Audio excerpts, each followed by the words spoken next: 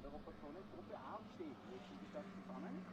27 wird man in der Piste, der Startberechtigten. Wir hoffen, dass alle 27 aufs Grund kommen. Die machen sich jetzt mit der Möglichkeit zum Start durch und dann, wie gesagt, laufen die Minuten und Sekundentafeln runter mit großen Pisten. Das heißt, 3 Minuten Tafel heißt dann alle Techniker, alle raus aus dem Startgrid und dann noch die 1 Minuten Tafel, die 30 Sekunden Tafel und dann die Warm-up Lap mit der grünen Flagge. So, starting procedure, we will see here in a few minutes is the following. 3 minutes means all the technicals, all the team members out of the start grid. The 1 minute, the last person has to leave, 30 seconds to go, and after this 30 seconds, the green flag is coming for the... And just let's...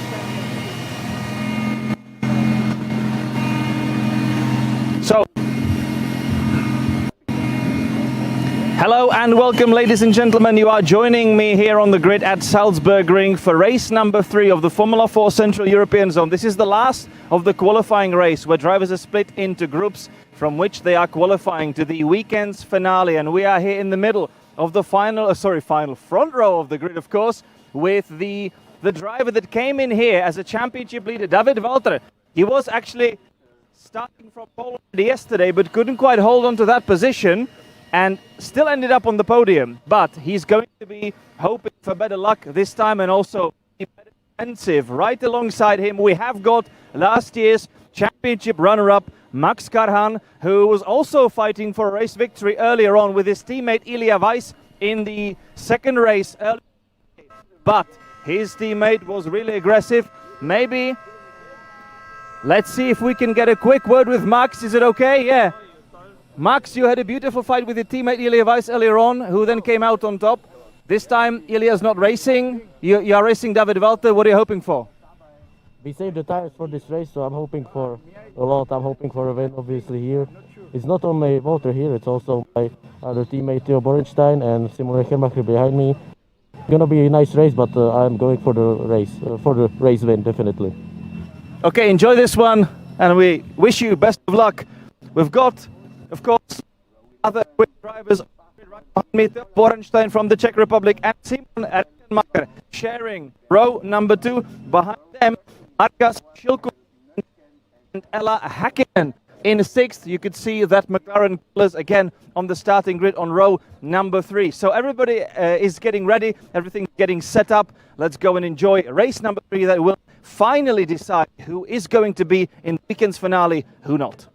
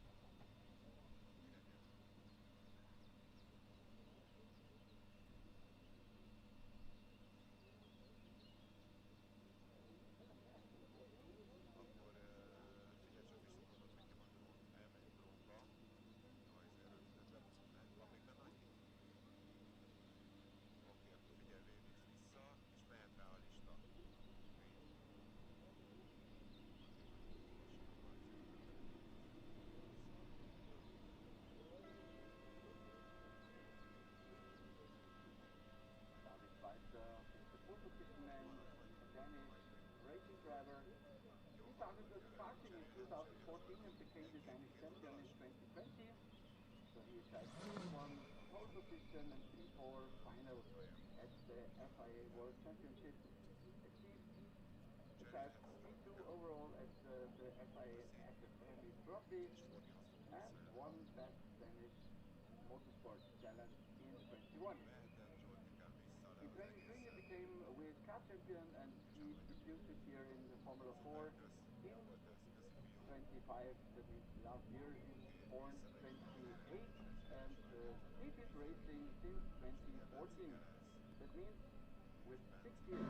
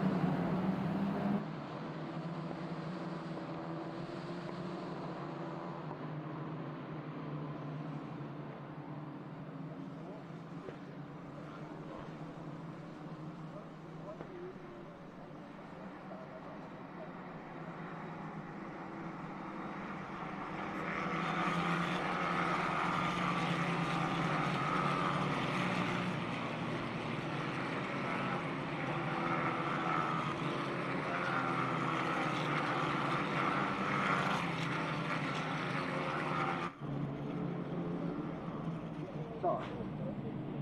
Safety car is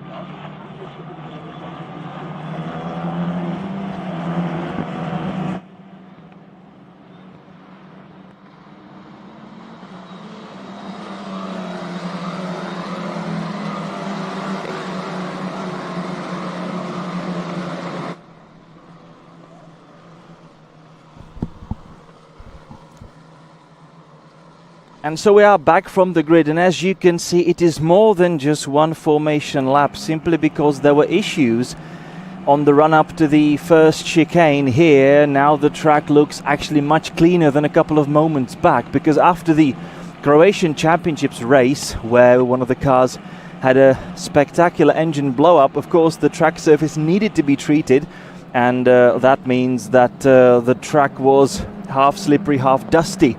Of course, a lot of work went into cleaning the track, but still it is definitely beneficial for everybody to have more than one reconnaissance lap, and just to see what the state of the track is coming into the first corner, which means that we will have a safety car start for this one. It's not going to be a standing start. As you can see, safety car already turning its lights off and returning back to the pits. So for this one we're going to have a flying start actually, and David Walther will lead us away into this race. Basically with this lap the time has already started running, so it's not 25 minutes left right now, it's already somewhere under 22 minutes. It's a little shorter, but yeah, safety has to come first every time, at all moments, at all times.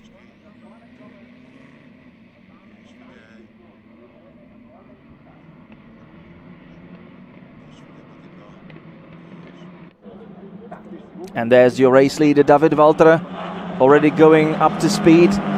David Walther from Max Karhan, Theo Borenstein in third. So it is Maffi racing car leading us away from two Jenzer Motorsport machines. Kram Motorsports, Simon Rechenmacher currently in fourth from Markas Shilkunas, and Ella Hakkinen in her McLaren liveried Jenzer car. There she goes, right ahead of Krut Eske Nielsen, Antonio Arigio, Georgiy Zasov and Mio Ollert completing the top 10 for the moment. So the proceedings a little less chaotic with the flying start, of course, or with the rolling start, so to say, to be a little more precise. And everybody just goes then safely through the opening chicane with just over 20 minutes left on the clock right now. And we are now snaking back up the hill. Max Karhan really taking no prisoners along the way, because he did that already once today. He was fighting for the race victory, which he then eventually lost to his teammate Elia Weiss, but this time he's right on it from the get-go. And in the slipstreaming battle, right, the first one that he could, he was not even waiting to get all the way up the hill into turn 11. Basically, he put two wheels on the grass. He was very aggressive, he was very assertive, and he's now claiming the top spot for himself, and he's already trying to pull a gap ahead of the rest of the pack. Great start from Max Karhan, who utilizes the first green flag lap to assume lead in race number 3 here at Salzburgring. David Walther then behind him, already immediately under pressure from another Jenzer car driven by Theo Borenstein, who had nearly a perfect weekend at Red Bull Ring up until the finale, the weekend finale, the final race of the weekend, where he was spun out of leading positions. So that was a sporting disaster for Theo Borenstein.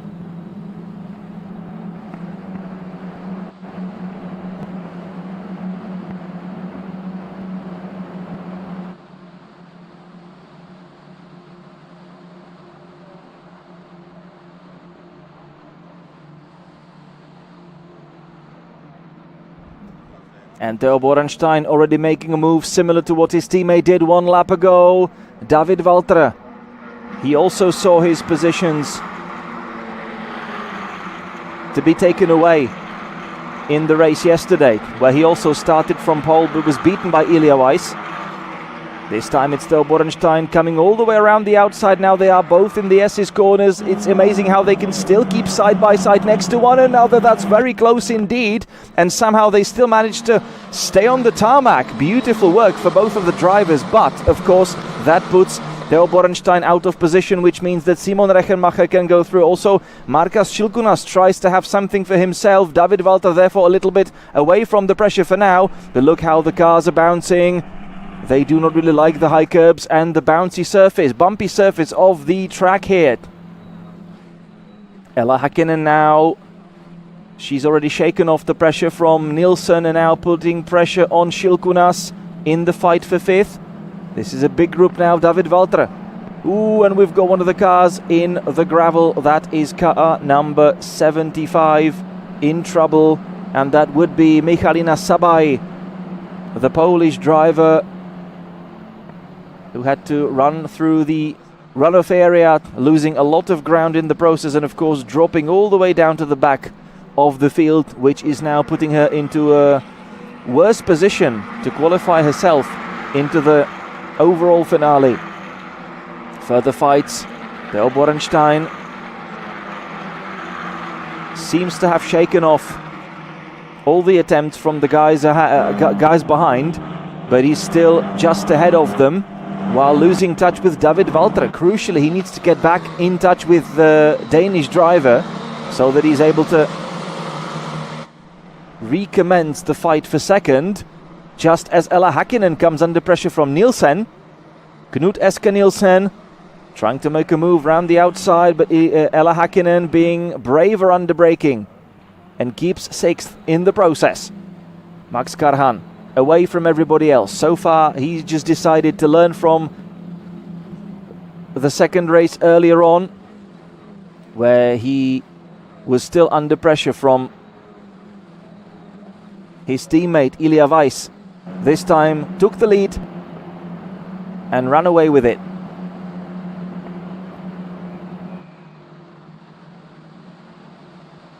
He even set the fastest lap of the race again, 121.6, while David Walther could only manage 122.3, so 7/10 of a difference. That's a big one, and this is a puncture for Michalina Sabaj, who drove back to pits, had to do it all around the lap, all, well, let's say 3.5 kilometers, I would assume, I would guess, which is a lot to do on three wheels. But further fights, Nielsen sticking it down the inside, and Ella Häkkinen this time has to yield. It was a little surprise move from Nielsen, the Danish driver being very aggressive that time. And that of course puts Ella Häkkinen out of position. She's now coming under more pressure. Michalina Sabaj returning back from the pits, driving really very slowly. Everybody has to be careful, but they are. And Ella Häkkinen now under pressure from Antonio Arrigo. She already had a fight with him earlier on in the second race of the weekend. But that now puts Arrigo out of position, and he actually loses 2 places to Georgiy Zasov in the other Jenzer car, and apparently Tomas Rudokas from Lithuania. Up the hill we go again, with just under 15 minutes left. Karhan leads by nearly 3 seconds.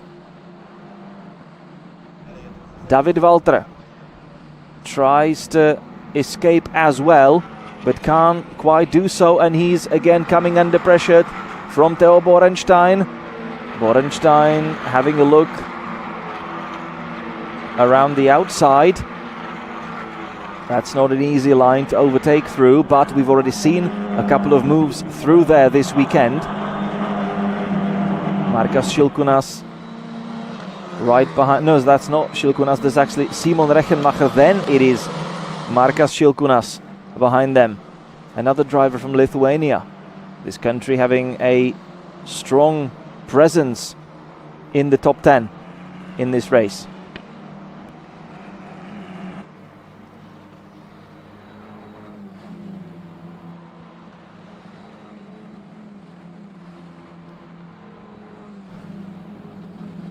Three seconds.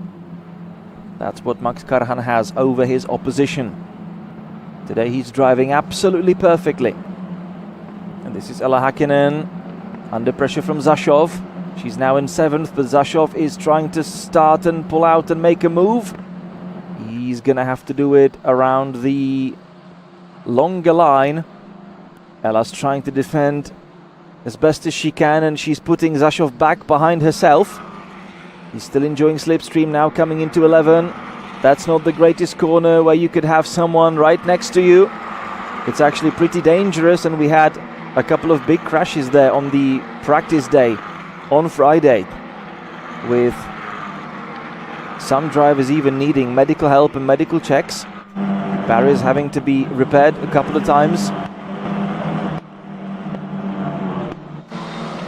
With Samuel Ivanov unfortunately not returning for the races. And we have got a safety car out for whatever reason. I'm just trying to see what's going on. One of the cars coming to the pits. We've also got the red and yellow stripy flags showing the drivers that there's debris or potentially gravel or maybe even some oil somewhere on the track, simply that the track surface will be slippery. And we have got Agustin Sepulveda in the pits, the Chilean driver from Scuderia Buell.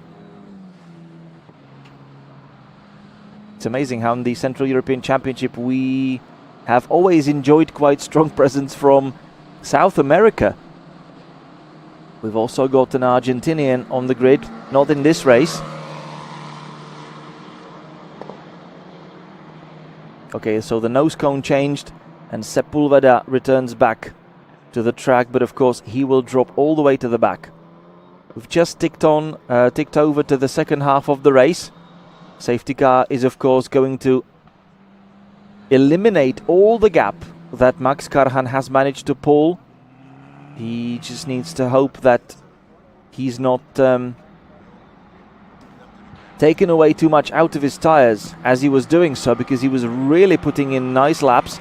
Debris on track in turn 2, that's the official reasoning, and there is it also.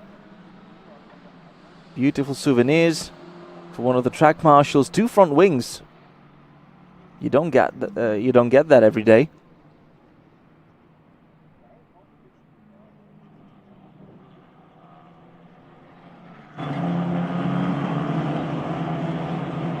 So I would assume that Sepulveda was one of the cars in question. And then there must have been another one that was also driving without a front wing, because we saw it physically in the hands of the track marshal. So somebody's missing it as well, but I did not see anyone else come into the pits. And I'm just trying to check the state of all the cars. I don't see any car without a front wing. Just as Sepulveda is now joining the back of the queue. I believe we will be able to go racing again at the end of this lap, because apart from that I don't think there's anything else left on the track, so it should be clear. Safety car in this lap. I can confirm that to you now. No, I can't. That's actually an older message, but I still think it's gonna happen. Yeah, now you see that. It's quite interesting that we are still in the second sector and the safety car is already driving away from everybody. Safety car in this lap, that's quite clear. Safety car with its lights off is now going back on pace, returning to the pits. And it's now Max Karhan, who does not need to stay within the prescribed number of lengths or car lengths behind the safety car. I believe for the Twingo it is 4, but normally it's like 10 for the single-seater cars. Either way, it's now him and he himself that dictates the tempo, and it's upon his decision when he will go back on full throttle. He can use the moment of surprise, which he tries to do right now, but it seems as though all the opponents have kind of guessed that moment correctly. But still, Max Karhan at least 3.5 tenths. He will have to defend from the slipstream. He's weaving along the pit straight. That was still not in the fight, so that should be allowed. We've already got one of the fights in the chicane, one of the cars actually cutting it in the process. And the battle's still continuing.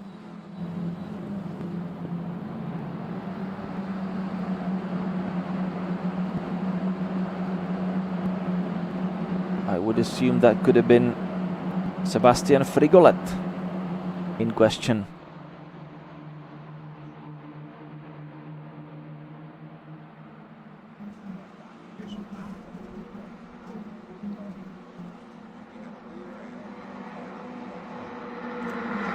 And Max Karhan not only stays ahead, but it's now David Walther under more pressure, as it's Theo Borenstein trying to make another move now, trying to complete it around the outside. That puts him in a good position, but he nearly loses it. He had to use the curb, he had to correct his car, and that puts him back to third. Very nearly it worked, but in the end he just lost the grip right on the exit. Now he is coming under pressure himself from Simon Rechenmacher. The German driver wants to get himself up onto the podium, and he is going to have to do it around the outside into the chicane. He manages to squeeze in, and he's also squeezing Theo Borenstein out on the curb, and that's definitely terrible for Borenstein, who's losing 2 more places in the process. So it is Nielsen through, it is Chilkunas through, and also Ella Häkkinen's trying to see whether there is anything for her to be had. 7 minutes left, and the race has been raced in a beautiful tempo so far. Karhan still leads, and he's also pulled a bit more of a gap yet again. And it's again David Walther somehow remaining in second, but it's becoming a distant second yet again. So Max is going to have to get back on pace and simply do what he's already done once in this race, and that means pull a gap back on the service road. He very nearly beached it, but somehow managed to keep going at least a tiny little bit, so he gets himself out of trouble, so that sector can go green again, and we don't have to neutralize this race either. So Karhan leads by about 1 second from Walther. Rechenmacher third, and that's another incident for Theo Borenstein, who's been pushed wide by Chilkunas. Theo Borenstein rejoins the track, back in his position. Ella Häkkinen under more pressure. Ella Häkkinen, she's already lost 1 place to Georgiy Zasov. This time it should be Antonio Errigo making a move with Tomas Rudokas also trying to have a go on the little McLaren.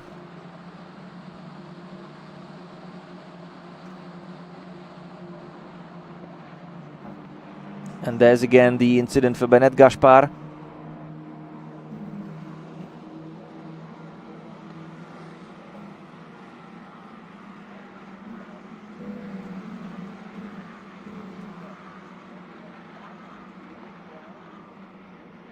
Just under 4 minutes left from this race, and it's been an exciting one, I've got to say.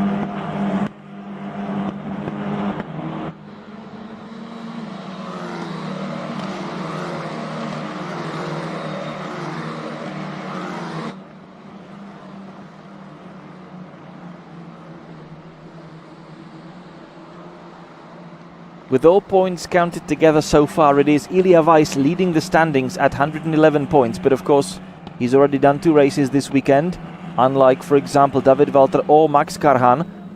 Max has scored 20 points so far and is at 76 in third. David Walther ahead by further 6 points, but Karhan so far keeps the measure of the Danish opponent, just as Rudokas sort of pushes himself wide, I would even say. And that is allowing David Gorčica through. Yannick Motorsport car now inside the top 10.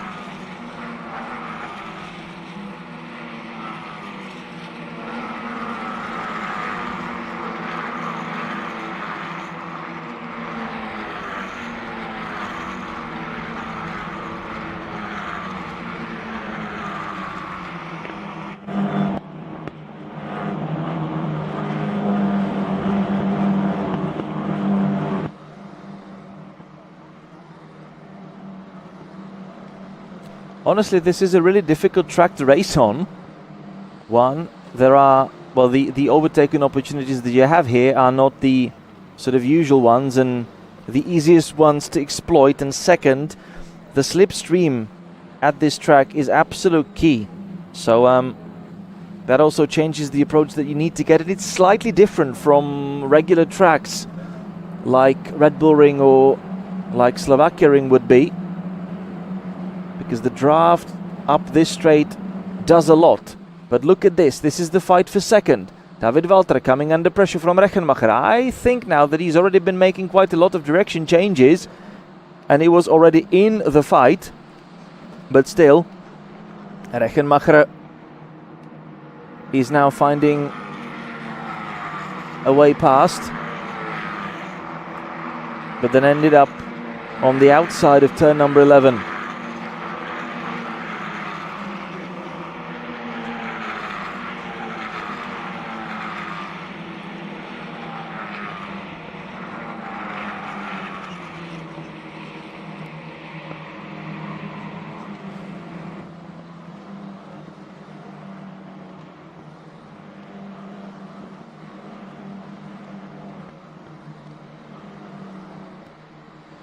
Final lap of the race.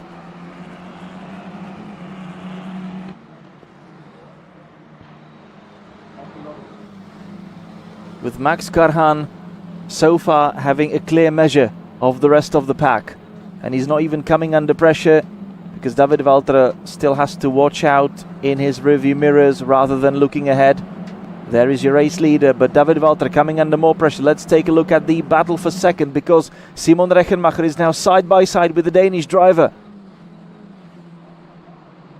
He will now lose the slipstream, of course, so their top speeds should sort of equalize running up the hill behind the main grandstand.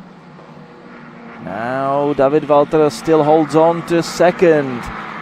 How would you say that Simon Rechenmacher simply started the attempt a little too soon? He probably should have maybe stayed behind a little longer. And that will be it for race number 3. So it was Elia Weiss twice, but now it is another Jenzer car driven by Max Karhan. Max Karhan scoring a victory. And it's his first victory of 2026. Last year's championship runner-up finally coming out on top onto the rostrum. Max Karhan scoring a victory in race number 3. David Walther coming home in second from Simon Rechenmacher, who's completing the podium, from Markus Schilkunas in 4th, Knut Eske Nielsen in 5th, Theo Borenstein. He won't be happy, started 3rd, finishes 6th on the road. Georgiy Zasov in 7th from Antonio Arrigo. Ella Hakkinen coming home 9th, so within the top 10. And so does David Gorčica, who moved up the order in the Janík Motorsport car. Outside the top 10 we have got Tomas Rudokas, Stefan Treneski, Miroslav Kepak, Alexandre Luza, Viktor Snebjorn Poulsen, Sebastian Frigolet, Igor Polák, Erik Poulsen, Alexia Danielsson, Noah Daniel Nulken, Tobias Paško, Agustin Sepulvedat, Leo Nilsson, Mio Olert, Bennett Gaspar, and also Michalina Sabait. So in the end it seems that all drivers who took the start also finished the race. The only non-starter after a big shunt in yesterday's quali being Samuel Ivanov from Bulgaria.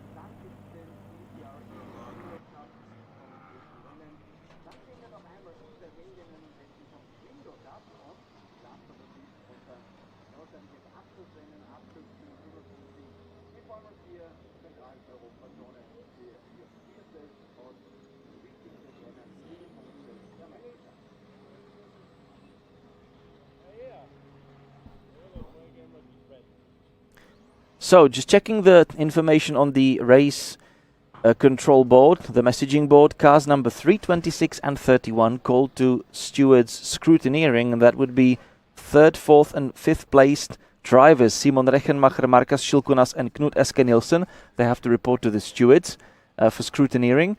And we also had a slight change in the overall timeline. So now coming up next is the lunch break, which of course we will welcome, but then we will be back, and it should be a little delayed from what it was supposed to be originally. So it seems that the Swift Cup Europe, the race number 2, will start at 13:55. So make sure that you're back around that time, because still 4 races are coming up after the lunch break. A lot of racing still to enjoy.